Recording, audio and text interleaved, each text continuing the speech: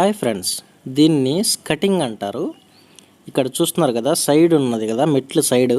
దీని ఉపయోగాలు అలాగే ఎలా పెట్టాలో తెలుసుకుందాం ఒకసారి.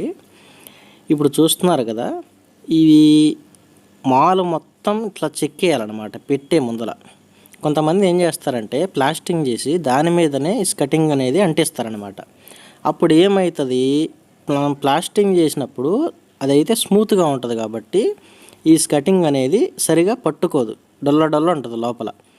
అప్పుడు ఏమవుతుంది, మనం ఈ మెట్లు అలాంటివి కడిగినప్పుడు లీకేజ్ అనేది అవి ఈ ఈ స్టేర్స్ కింద చెమ్మ లెక్క వస్తుంది అనమాట. ఇది వచ్చేసి డూప్లెక్స్ హౌస్, లోపలైనా సరే బయట ఉన్న మెట్లకైనా సరే ఖచ్చితంగా ఇలాంటి స్కటింగ్ అనేది పెట్టాల్సిందే. ఎందుకంటే వర్షం పడినప్పుడు కానీ మనం కడిగినప్పుడు కానీ ఆ నీళ్ళు అనేవి ఆ గోడ డైరెక్ట్గా తాకినాయి అనుకో, మెల్లిమెల్లిగా చెమ్మ అనేది వస్తుంది. అందుకని ఇప్పుడు ఇక్కడ చూస్తున్నారు కదా, ఇది ప్లాస్టింగ్ కింది వరకు చేసేసారు ఆల్రెడీ. కాకపోతే ఈ స్కటింగ్ కోసమని మిషన్తో కటింగ్ చేసి మొత్తం లోపల ఇటుకలు కనపడే విధంగా అయితే క్లీన్గా తీసేయాలన్నమాట.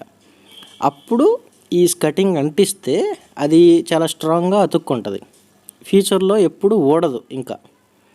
అందుకని మీరు ఒకవేళ ఇల్లు కట్టుకున్నప్పుడు ప్లాస్టింగ్ చేసేటట్లయితే 9 ఇంచులు కటింగ్ చేసేయాలి. అప్పుడే ప్లాస్టింగ్ చేసినప్పుడే మొత్తం ఇటుకల వరకు మనం గోడ కడతాం కదా, ఆ గోడ మందం మొత్తం మాలంతా తీసేయాలి.